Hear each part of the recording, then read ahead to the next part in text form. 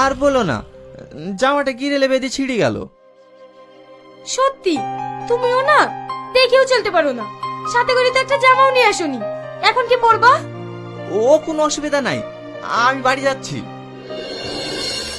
বাড়ি যাচ্ছ মানে?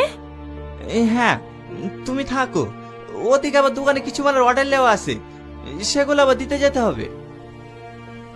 যেতে হবে না, আরো দুদিন থাকো, তারপরে একসাথে যাব।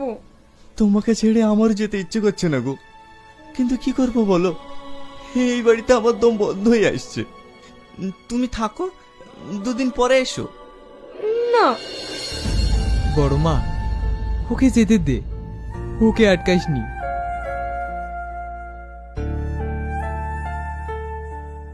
এখানে খালি খালি অপমান হওয়ার থেকে ওর চলে যাওয়াই ভালো।